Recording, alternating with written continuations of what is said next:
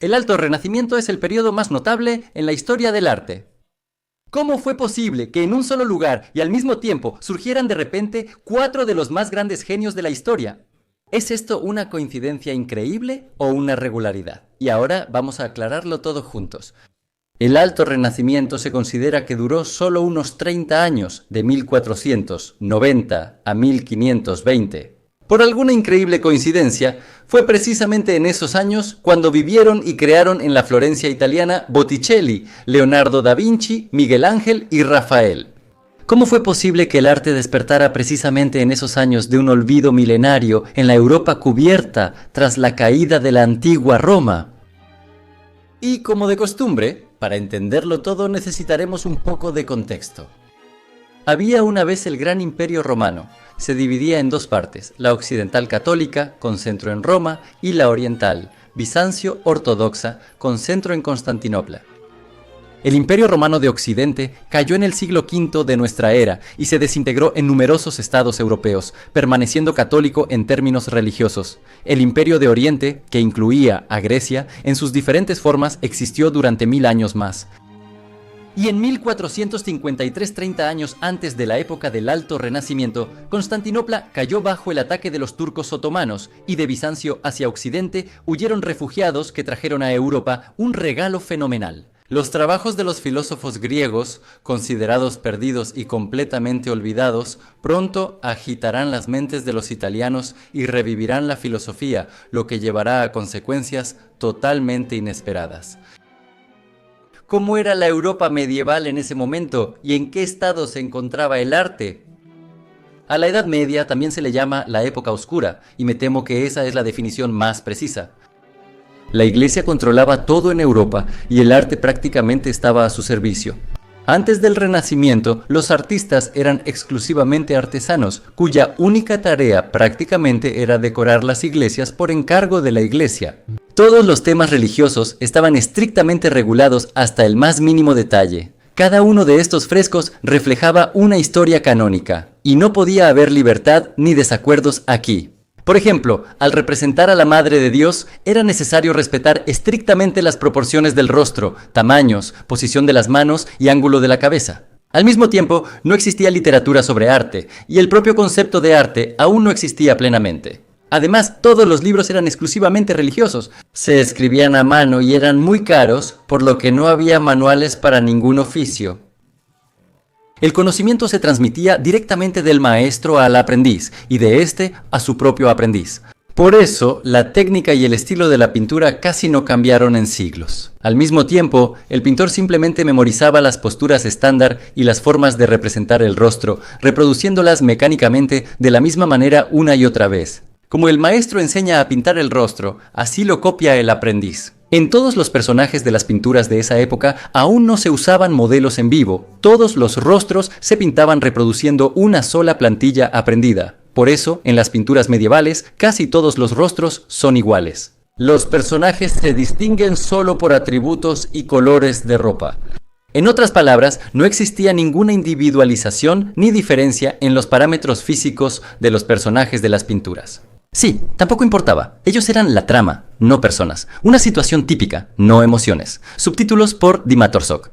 Tampoco importaba el realismo ni la naturalidad de figuras, rostros o el fondo. Las pinturas medievales previas al Renacimiento parecen un teatro de marionetas bidimensional, con figuras planas de cartón pegadas a un fondo igual de plano, hechas con moldes similares.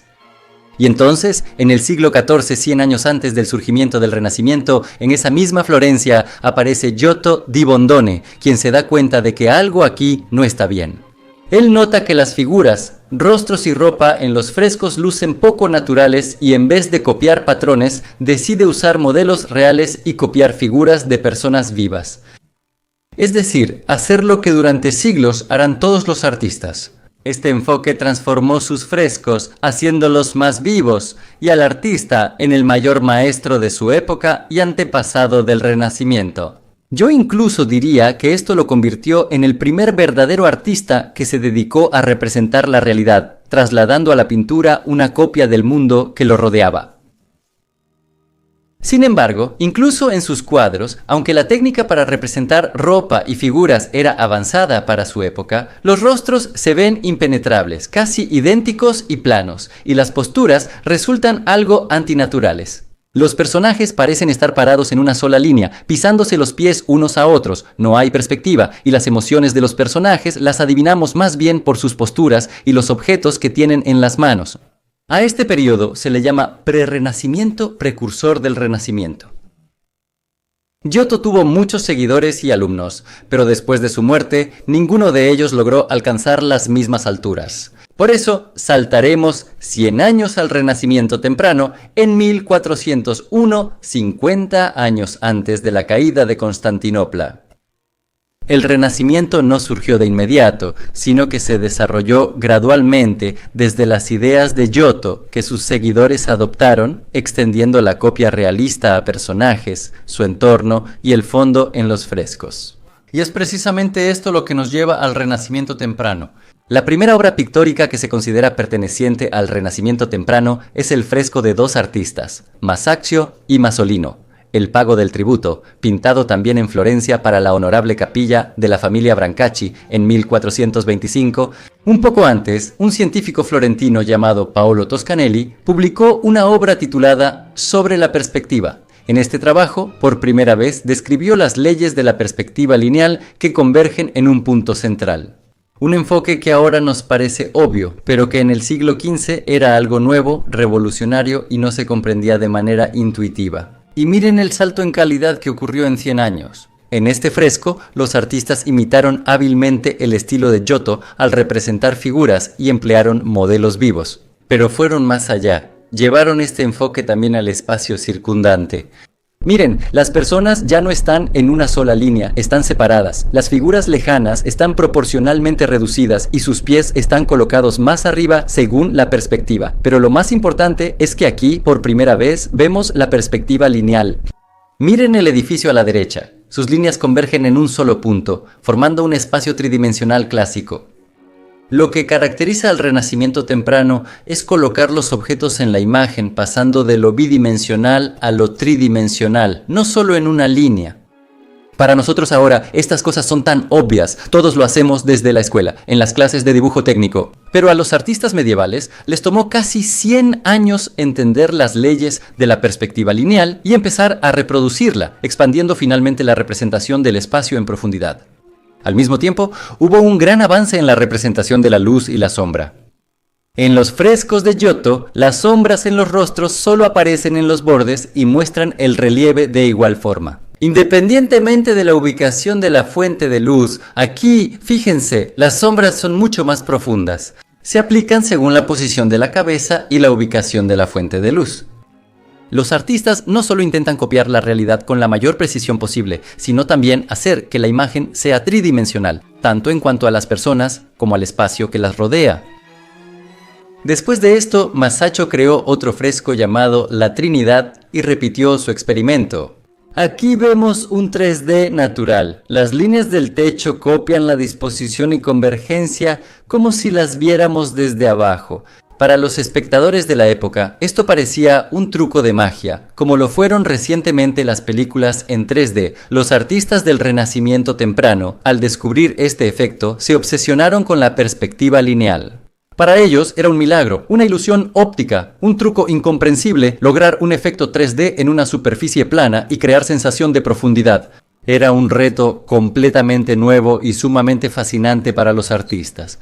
El momento clave de esta obsesión fue cuando Masaccio creó el trampantojo bajo la Santísima Trinidad en Santa María Novella. Obsérvenlo. Aquí el artista intentó recrear la perspectiva perfecta de una cúpula. Las columnas aquí están pintadas de tal manera que crean el efecto completo de que son reales, que son una continuación de las paredes y los personajes nos miran desde lo alto. Paolo Uccello, pintor y matemático florentino, estaba tan fascinado por la perspectiva que no pensaba en nada más, y experimentó con ella en muchas pinturas, siendo la más famosa la obra La Batalla de San Romano. Aquí, para resaltar la perspectiva, coloca las armas en el suelo de una manera especial, y en el fondo intenta aplicar la perspectiva lineal a un paisaje que es extremadamente no lineal. Eso no le sale perfectamente, pero aún así ya sentimos el espacio en profundidad, incluso sin un horizonte. Sin embargo, observen los caballos. La luz y sombra aplicadas aún los hacen ver planos. Paolo Uccello, en sus experimentos en el fresco, la presentación de la Virgen en el templo, hace algo realmente impensable. Lleva la perspectiva lineal al primer plano. Y parece que es una escena estándar, pero vemos que el lugar central lo ocupa la escalera y los personajes solo están integrados en su arquitectura. En la década de 1450, Piero della Francesco reitera esto en La flagelación de Cristo. Vamos a observar este fresco con más atención. Aquí, la base de la composición no son las personas, sino los edificios. Las personas aquí más bien llenan los espacios vacíos, claramente definidos por las líneas de la perspectiva. Los personajes se dividen en dos grupos y el de Cristo está proporcionalmente reducido. Lo principal es que él representa la luz de forma novedosa, distribuyendo las figuras en distintas situaciones de iluminación. Noten que en las figuras del fondo, las partes iluminadas están a la derecha, de donde entra la luz de la calle, y el grupo frontal de figuras está iluminado desde la izquierda, de donde brilla el sol. Tal vez no les parezca importante. Para nosotros es natural, ya hemos visto este efecto en fotos varias veces. En esa época, cuando pocos conocían las cámaras, esa atención a la luz y agudeza eran muy inusuales, incluso perspicaces. En realidad, ya tenían un sustituto para la cámara. Se llamaba cámara oscura y era una caja oscura con un orificio. La luz, al pasar por el orificio, creaba una proyección invertida en la pared opuesta, cuyos contornos se podían copiar en papel. La cámara oscura ya era conocida antes, pero se usaba rara vez y principalmente en la ciencia. El arquitecto León Battista, que residía otra vez en Florencia en esa época, la reinterpretó y empezó a usarla en sus proyectos. Y los artistas del Renacimiento, que ya estaban obsesionados con la perspectiva, adoptaron con entusiasmo este invento. La cámara oscura se convirtió en un intermediario técnico entre la realidad tridimensional y la superficie bidimensional de los frescos. Y ya estamos muy cerca del Alto Renacimiento. Y antes de la parte más interesante de nuestra clase de hoy, un poco más de contexto, ¿lo vamos a necesitar?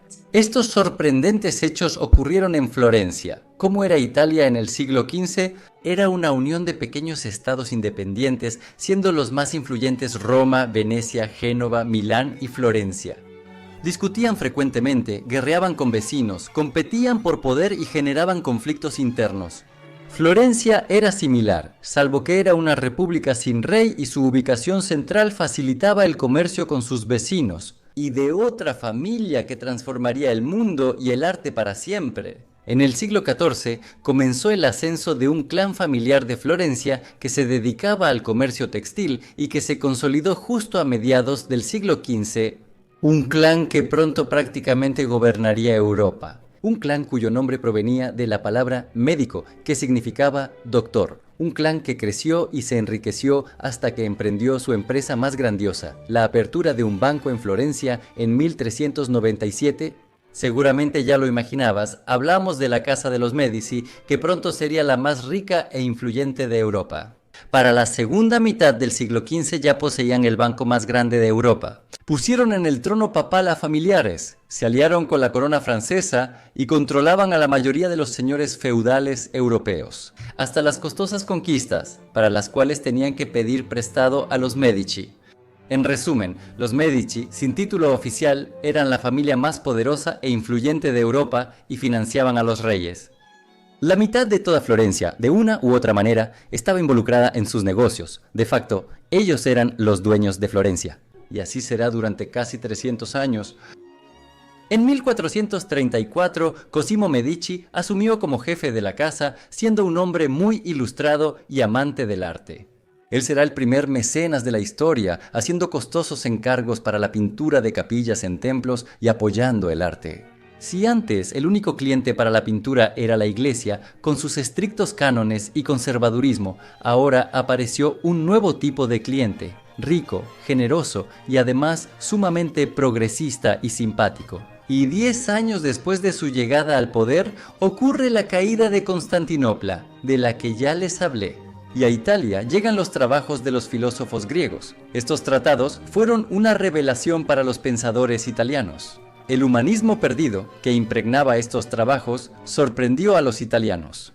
La ética y filosofía católicas medievales situaban a Dios en el centro del universo, considerando al hombre un ser insignificante ante lo divino. En cambio, la filosofía griega, especialmente Platón, colocaba al hombre en el centro del mundo.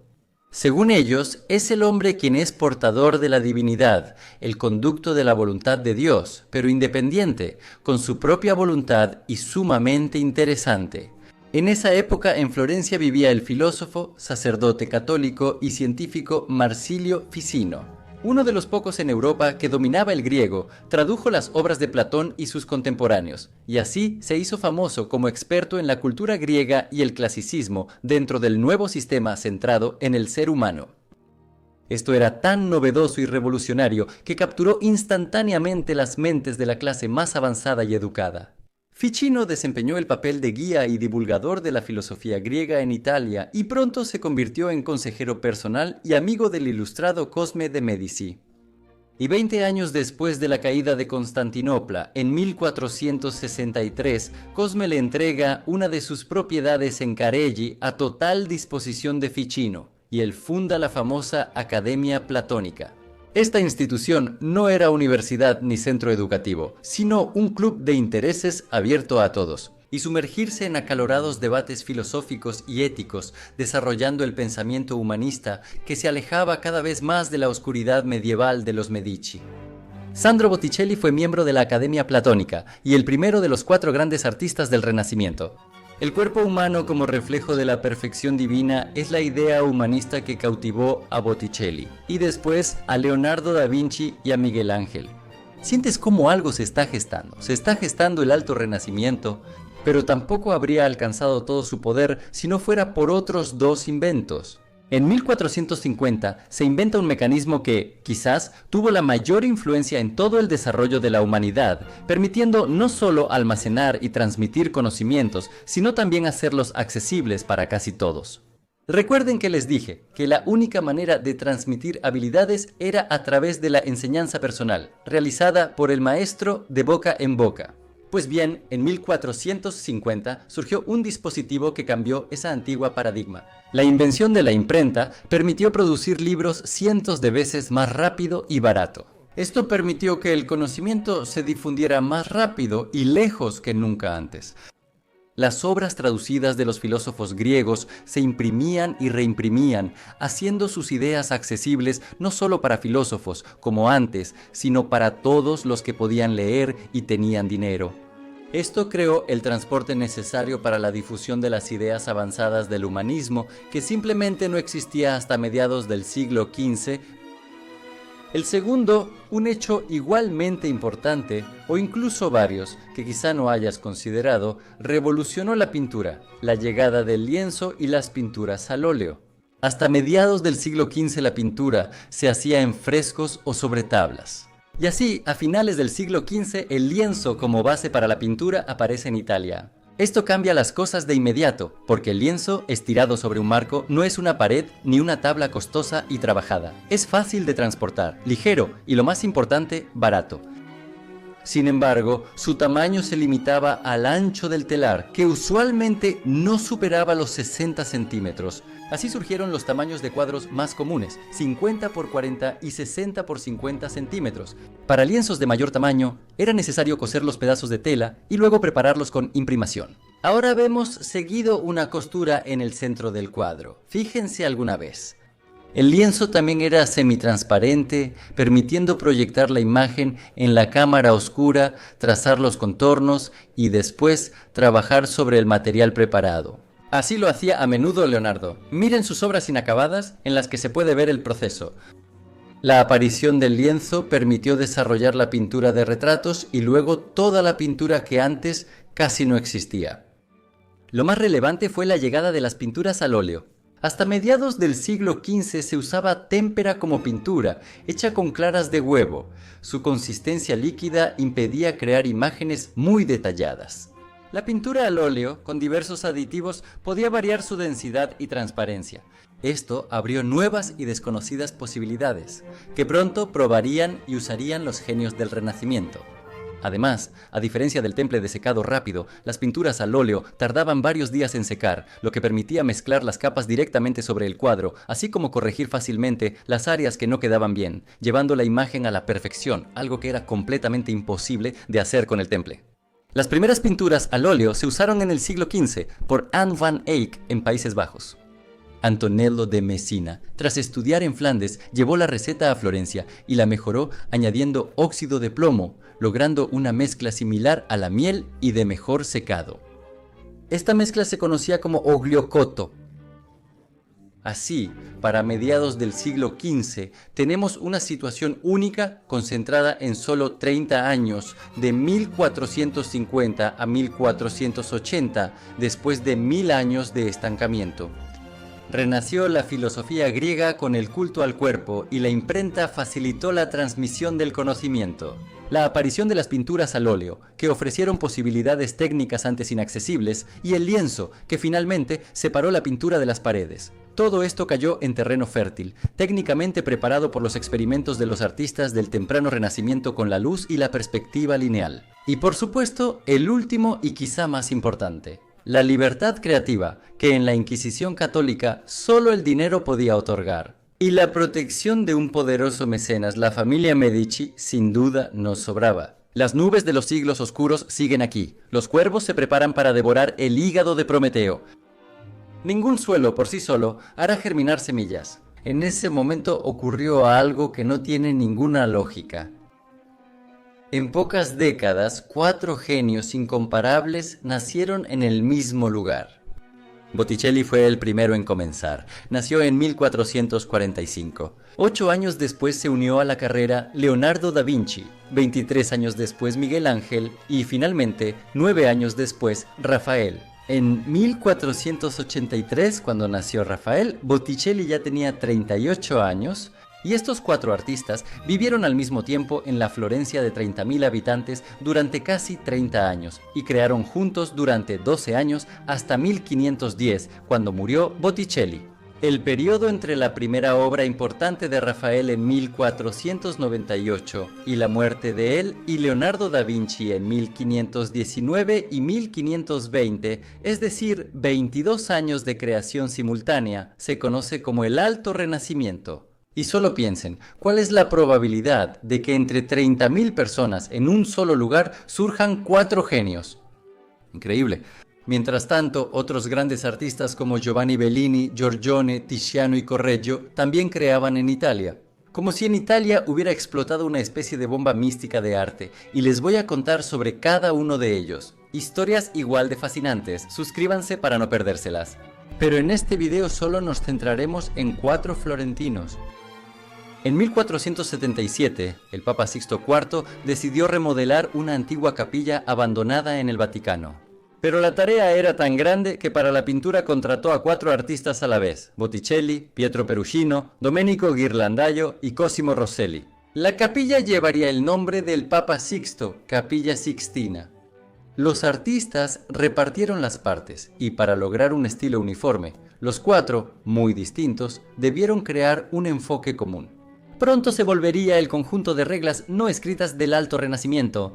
Comenzaron en 1880 y trabajaron en ello durante 3 años, creando 16 frescos murales. Y esto preparó los requisitos necesarios para el Alto Renacimiento.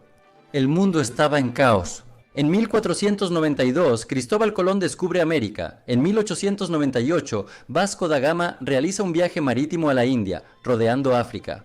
El mundo de repente resulta ser mucho más grande de lo que todos pensaban. Circulan rumores absurdos de que la Tierra es redonda y el Sol gira a su alrededor. Un hereje llamado Copérnico lo afirma. El mundo se estremece por los descubrimientos. Científicos y filósofos descubren casi cada año algo nuevo, algo incomprensible a su alrededor. Y claro, esto influye en la pintura progresista. Sin embargo, la Iglesia Católica no duerme. Todo este progreso le resulta insoportable, hace que la gente sea libre. Estos artistas imaginaron que el ser humano es ahora el centro del universo, no Dios. Se acerca el cambio de siglo y los clérigos, como es tradición, anuncian el fin del mundo para asustar a los feligreses con el juicio final, salvo que compren una indulgencia. Inspirado por esta locura, el Bosco pinta su paraíso terrenal. Lo menciono en mi video. No olviden revisar el enlace, lo dejaré en la descripción, y la Iglesia Católica envió a Florencia al predicador Savonarola. Quizá hayan escuchado este nombre, quien soñaba con transformar moral y políticamente el país.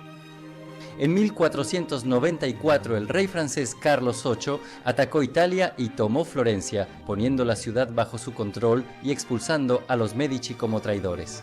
El control de la ciudad pasó a Savonarola, quien, por un lado, comenzó a vender bienes de la iglesia y a repartir el dinero recaudado entre los necesitados, y por otro lado, empezó a dar sermones durante el tiempo destinado a bailes y mascaradas. Paralelamente a estos sermones, se organizaban grandes hogueras donde se quemaba todo lo pecaminoso, lo que humedecía o daba placer, llamadas hogueras de la vanidad. Entre los objetos que se quemaban regularmente estaban espejos, cosméticos, vestidos elegantes, cartas de juego, instrumentos musicales y cuadros con cuerpos desnudos. Se quemaron invaluables obras de Botticelli por voluntad propia, pero eso lo explicaremos después.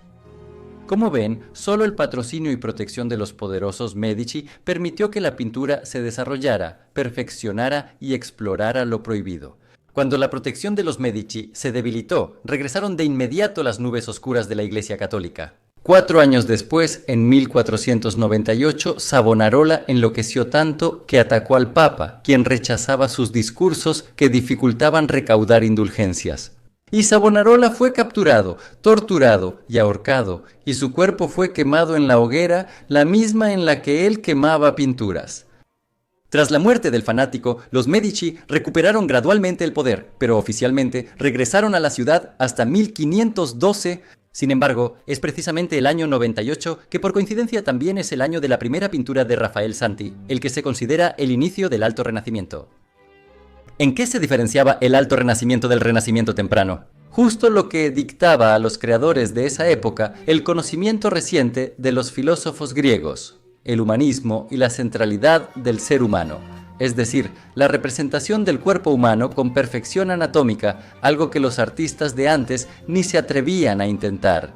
El Alto Renacimiento integró los avances más recientes en pintura, perspectiva y uso de la luz. Y dio el último paso, dejando al ser humano en el centro, aplicando al cuerpo humano toda la maestría acumulada en el manejo de la luz y la sombra, lo que lo hizo volumétrico, vivo, emocional y dinámico. La belleza del cuerpo humano como encarnación de la divinidad. ¿Recuerdan este lema? Este es el que define con mayor precisión el enfoque y objetivo del Alto Renacimiento. Ahora, por fin, hablemos de los artistas. Habrá un video aparte de cada uno, pero en esta conferencia solo veremos brevemente sus destinos más interesantes. Comenzaremos con el mayor, Botticelli. En general, se le ubica en el Renacimiento temprano, ya que su mayor actividad fue en los años 70 y 80, cuando creó sus obras más famosas. Pero en los años 90 cayó bajo la influencia de Savonarola y abandonó su estilo libre. Sus obras se volvieron más estrictas y moralizantes, dejando de encajar en el paradigma del Renacimiento. Me parece correcto mencionarlo entre los grandes artistas del Renacimiento.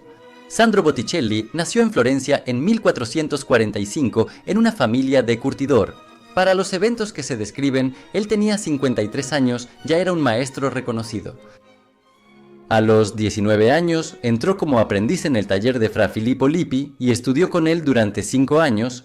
Por la partida de Lippi a Milán, Botticelli se trasladó al taller de Andrea Verrocchio, donde poco antes había ingresado como aprendiz Leonardo da Vinci. Desde 1470 empieza a crear sus obras y definir su estilo. En 1474 recibe un gran encargo de la iglesia y pinta San Sebastián. Alrededor de 1475, el pintor realizó para el acaudalado ciudadano Gaspare del Lama la famosa pintura La Adoración de los Magos, en la que, además de los miembros de la familia Medici, se retrató a sí mismo. Se convierte en un retratista reconocido y pinta a personajes distinguidos, incluyendo, por supuesto, a los Medici. Como resultado, se acerca a la familia y prácticamente se convierte en el pintor de la corte.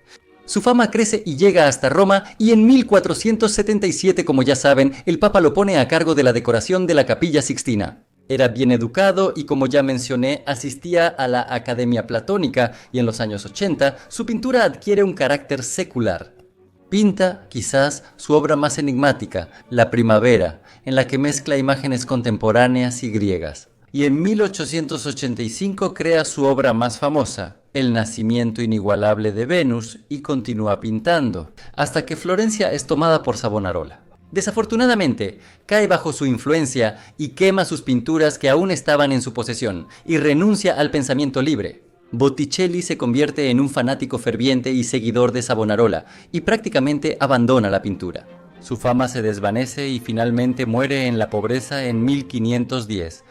Ahora vamos al segundo y quizá mayor creador, Leonardo da Vinci. Él estudió en el mismo taller que Botticelli, pero por naturaleza tenía una mente más aguda y curiosa. Era un investigador nato, observaba y dibujaba flores, el agua en movimiento, la transparencia y los colores de piedras preciosas, pero sobre todo era obsesivo. Estudiaba la anatomía del cuerpo. Él mismo diseccionó más de 20 cuerpos con sus propias manos para estudiar la estructura de los músculos, tendones y huesos.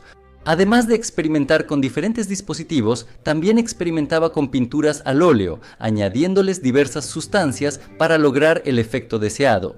Los experimentos no siempre tenían éxito, como la Última Cena, que pintó para el refectorio del monasterio de Santa María delle Grazie en Milán entre 1495 y 1498, mientras Savonarola causaba estragos en Florencia. Vean más en mi video de la Última Cena.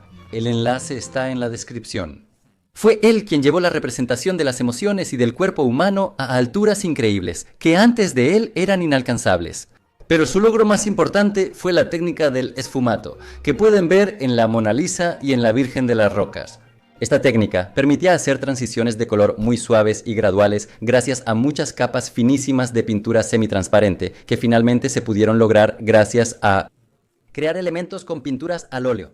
Tuvo muchos alumnos y compartió generosamente sus conocimientos, dejando tal vez el legado más poderoso de la historia. Murió en 1519, a la edad de 67 años, y con su muerte se asocia el final de la época del Alto Renacimiento. Conoce su historia en un próximo video. Ahora hablemos de Miguel Ángel, quien nació en 1475 en una familia de un notario florentino. A los 33 años fue invitado a terminar la pintura de la Capilla Sixtina, cuyas paredes ya había pintado Botticelli.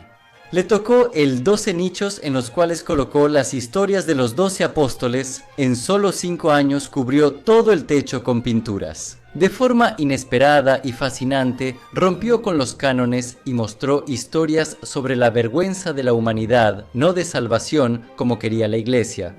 Las figuras en sus frescos se ven tan realistas que, para esa época, parecía un milagro. El fragmento central que ven en pantalla, donde aparece Adán, es tan hermoso que la gente dudaba que lo hubiera creado un ser humano. Al verlo, pensaron que la mano de Miguel Ángel era guiada por Dios. La pintura, el juicio final, ubicada en la pared del altar, fue hecha por él entre 1534 y 1541 en un estilo llamado manierismo. ¿Qué vino a reemplazar al Alto Renacimiento? Murió en 1564 a la edad de 89 años después de una vida larga y productiva. El último de los grandes, Rafael, nació con una cuchara de plata en la boca. En la familia de un artista en 1883 no hizo una contribución tan grande al Alto Renacimiento como sus contemporáneos, sino que más bien se convirtió en la persona que acumuló en sí mismo todos los logros de sus predecesores. Estudió con el propio Piruzzino y pintó su primer cuadro a los 21 años. Y ya en 1508, mientras Miguel Ángel pintaba el techo de la Capilla Sixtina, él pintaba una serie de frescos en las paredes de las habitaciones de Rafael, como se les llamó después, en el Palacio Apostólico cercano. Entre ellas está el fresco La Escuela de Atenas en la Stanza de la Segnatura. Este fresco representa a los más sabios atenienses de la antigüedad. La figura central es Platón, cuyo prototipo para Rafael fue Leonardo da Vinci. Pero con Miguel Ángel no se llevaban bien, tenían una rivalidad fría, competían por el título de principal artista papal. Pero su mayor fama la obtuvo gracias a sus Madonas florentinas, pequeñas pinturas en las que una y otra vez, cambiando ligeramente las posturas, reproducía imágenes de la Virgen María. La más famosa de todas, por supuesto, es la Madonna Sixtina. Murió a los 37 años por una enfermedad desconocida, apenas un año después de Leonardo da Vinci. Con su muerte termina el periodo del Alto Renacimiento, que en apenas 30 años concentró el enorme talento de tres grandes artistas por la voluntad del destino, nacidos y viviendo en la misma ciudad italiana llamada Florencia. El Alto Renacimiento es reemplazado por el manierismo, que implica extravagancia, donde los artistas, ya expertos en la representación, lo hacen de forma exagerada y dramática. Por eso se llama manierismo o renacimiento tardío. Luego seguirá el barroco, pero eso se explicará en otro video. Resumamos. El proto-renacimiento es una representación más realista de las personas en escenas religiosas, el primer uso de personas como modelos, renacimiento temprano, aparición de la perspectiva lineal y sombras realistas, el primer 3D alto renacimiento, pintura centrada en el ser humano, perfección en la representación de cuerpos y emociones, manierismo infantil, dramatismo excesivo. El Renacimiento surgió y floreció en un entorno imposible de prohibiciones católicas, convirtiéndose quizás en la primera rebelión artística que demostró que el ser humano siempre anhela la libertad. Y cuanto más estrictas sean las restricciones, más explosivo e impresionante será el avance. El arte del Renacimiento, durante muchos años, hasta mediados del siglo XIX, definió el desarrollo de la pintura, devolviéndole al ser humano el lugar central como un recipiente insuperable de la belleza divina. Una historia increíble, ¿verdad? Amigos, tengo una petición. Hago este canal solo y cada video es un trabajo colosal, por eso salen tan rara vez. Juntos estamos creando el mejor canal de arte en Runet, sin duda alguna. Y su apoyo me sería de mucha ayuda. Suscríbanse y apoyen con donaciones pequeñas en YouTube, Boosty o Patreon. Enlaces en la descripción. Gracias por ver. Hasta luego.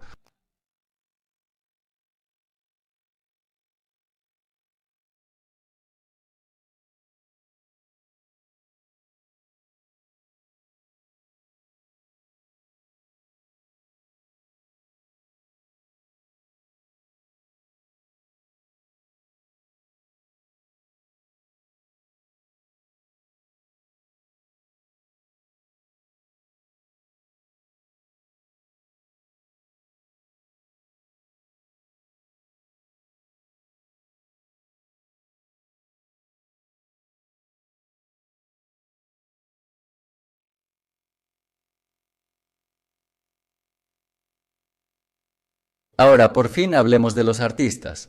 Habrá un video aparte de cada uno, pero en esta conferencia solo veremos brevemente sus destinos más interesantes.